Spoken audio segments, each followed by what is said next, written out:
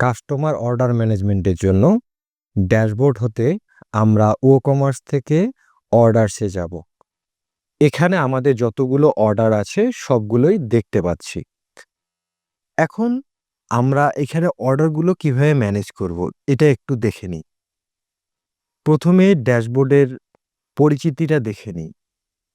এখানে আমরা দেখতে পাচ্ছি আমাদের অর্ডারের স্ট্যাটাসগুলো, মানে এক্সিস্টিং যতগুলো অর্ডার আছে সেগুলোর স্ট্যাটাসগুলো এখানে দেখা যাচ্ছে। এরপরে আছে অ্যাড অর্ডার। আপনি চাইলে নতুন একটি অর্ডার আপনার ড্যাশবোর্ড হতে ক্রিয়েট করতে পারেন এটার মাধ্যমে। এখানে দেখতে পাচ্ছেন আমাদের সার্চের অপশন দিয়েছে। এখানে আপনি কাস্টমারের phone number, order number, name ইত্যাদি দিয়ে সার্চ করতে পারবেন। এরপরে আমরা আসি আমাদের এই অংশটুকু হচ্ছে অর্ডারের।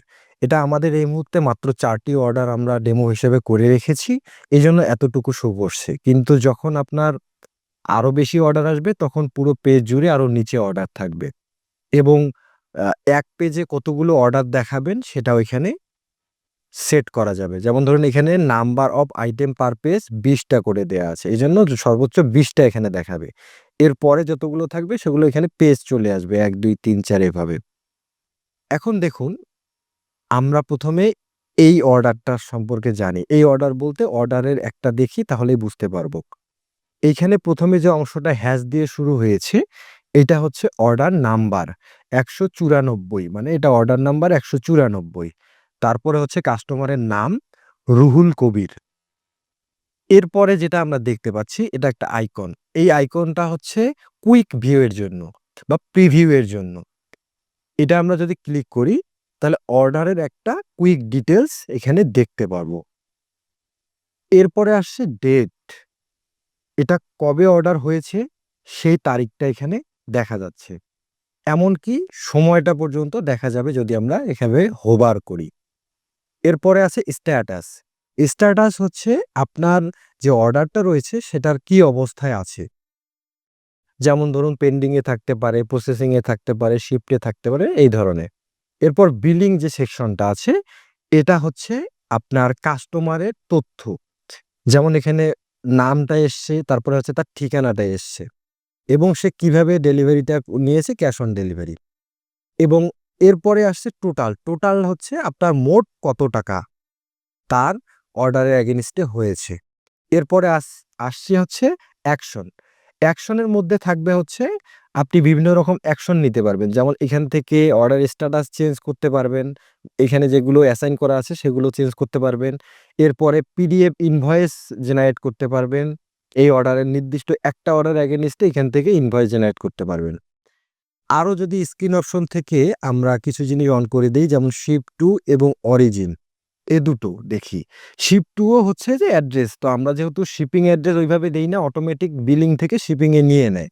তাহলে আমরা শুধু বিলিংটা রাখি, শিপিংটা রাখবো না। এরপরে হচ্ছে অরিজিন। অরিজিন হচ্ছে যে অর্ডারটা কোথা থেকে এসেছে।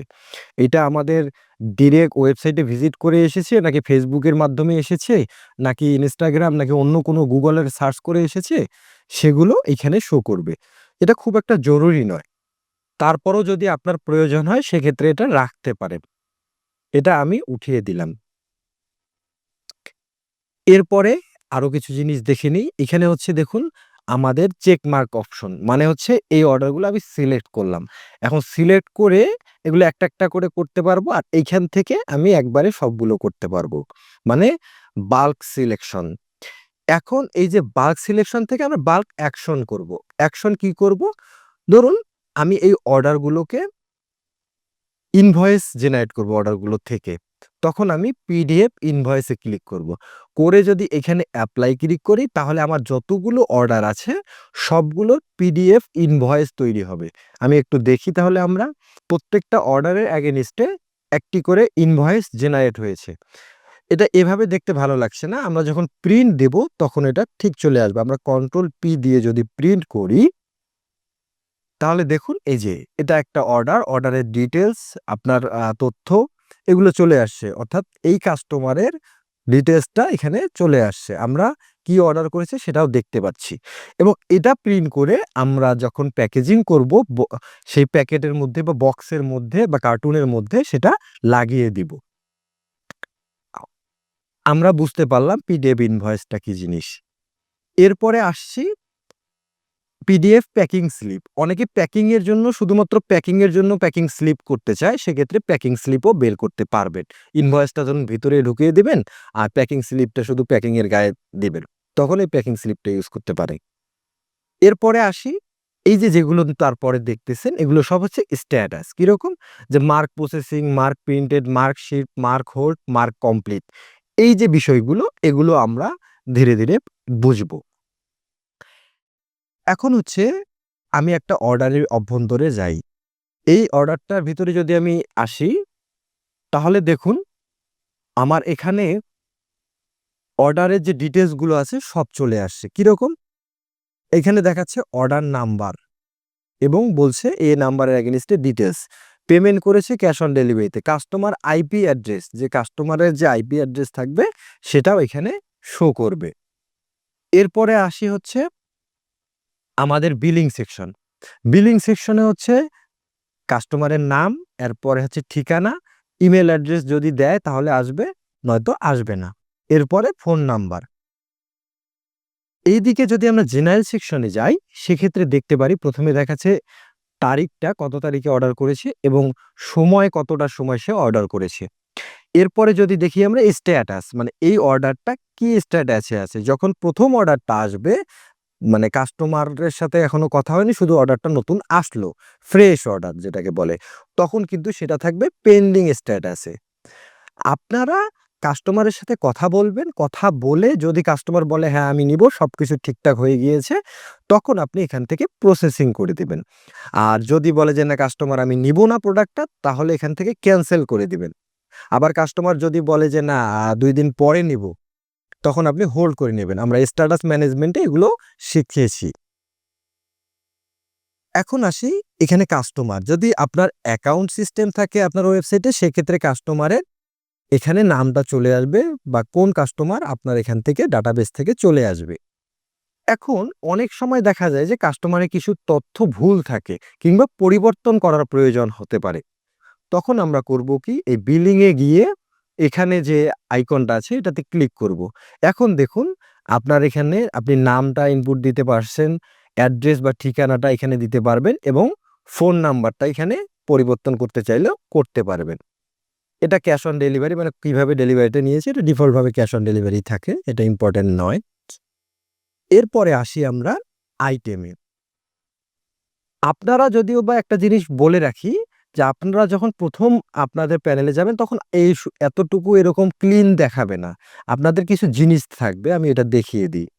যেমন এরকম অনেকগুলা অপশন আপনার চালু করা থাকবে। এখানে দেখুন আপনাদের অনেকগুলো হিজিবিজি, হিজিবিজি জিনিস থাকবে, হ্যাঁ?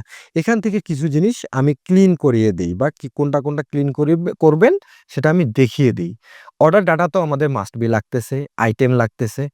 এখন ডাউনলোড প্রোডাক্ট পারমিশন, আমরা তো ডাউনলোড প্রোডাক্ট বা ডাউনলোডেবল প্রোডাক্ট দিচ্ছি না, এজন্য পারমিশনের বিষয়টা এখানে লাগতেছে না আমরা। সো এটা উঠিয়ে দিচ্ছি।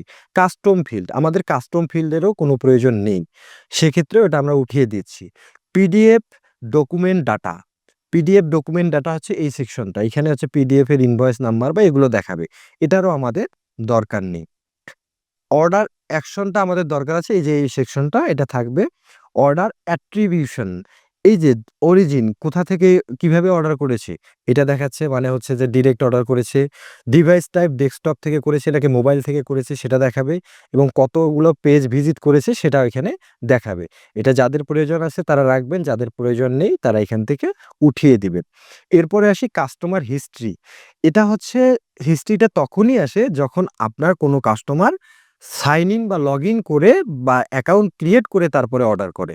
তাহলে আপনার অর্ডারের হিস্ট্রিটা এখানে কাস্টমারের দেখা যাবে। কিন্তু আমরা যেহেতু আমাদের এখানে লগইন অপশন রাখিনি, এজন্য কিন্তু আমাদের এটা প্রয়োজন নেই। এজন্য আমরা কাস্টমার হিস্ট্রি উঠিয়ে দিচ্ছি। ইমেইল সম্পর্কিত কোনো কিছু আমাদের এখানে দরকার নেই, তাই এটা উঠিয়ে দিচ্ছি। লাইট স্পিড অপশন এটাও আমাদের দরকার নেই, এজন্য উঠিয়ে দিচ্ছি। অর্ডার নোট এটা একটা ইম্পোর্টেন্ট জিনিস, এটা দরকার আছে। ক্রিয়েট পিডিএফ, এখান থেকে ক্রিয়েট পিডিএফ ক্রিয়েট করেও ডাউনলোড করতে পারেন। আমরা যেহেতু সামনে থেকেই করে নিই অল অর্ডারস থেকে, সো এটাও আমাদের দরকার নেই। তাহলে আমাদের একটা দেখেন পরিষ্কার লুক চলে আসলো।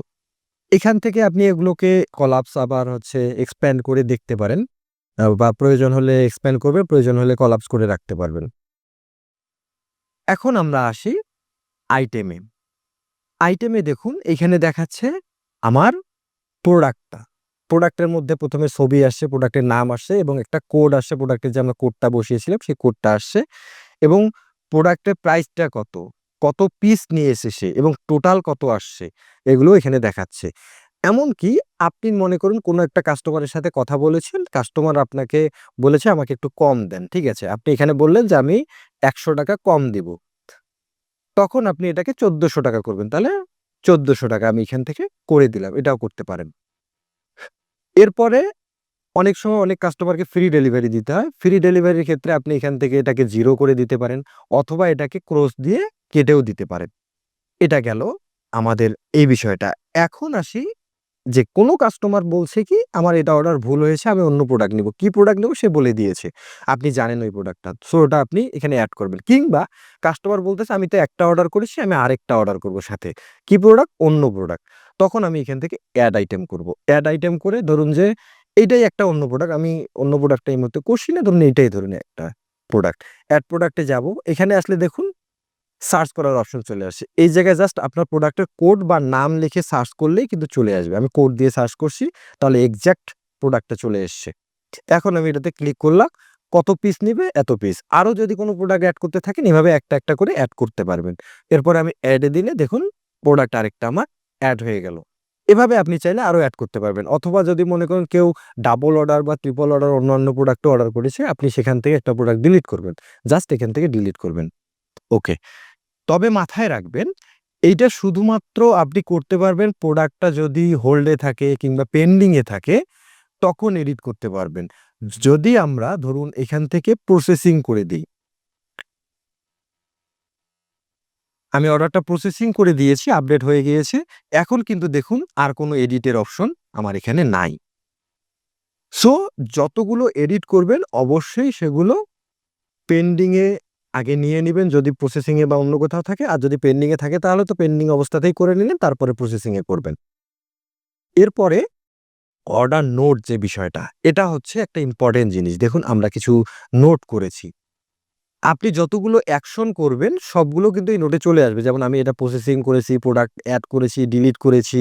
এগুলো কিন্তু আমার এখানে চলে আসছে। এমনকি দেখুন আমি এখানে একটা লিখেছি ২৫ তারিখে নিবে। মানে কাস্টমার আমাকে ফোনে বলেছে আমি ২৫ তারিখে নিবো। এজন্য আমি কি করেছি এখানে একটা নোট দিয়ে দিয়েছি। এখান থেকে আপনি চাইলে এভাবে নোট দিতে পারেন যে কাস্টমার ২৫ তারিখে নিবেন। তার মানে ২৫ তারিখে হলে ২৪ তারিখ বা ২৩ তারিখ আমাকে পাঠাতে হবে। আর তাহলে আমি এটাকে প্রাইভেট নোট হিসেবে দিয়ে দিলাম। এই দেখুন আমার এখানে একটা নোট চলে আসছে কাস্টমার ২৫ তারিখে নিবে। এখন আমি এটা কি করব? হোল্ড করব কাস্টমারের জন্য যে ২৫ তারিখে তাকে প্রোডাক্টটা আমি দিব। আর এখান থেকে যাই করুন না কেন শেষে এখানে আপডেটে ক্লিক করতে হবে।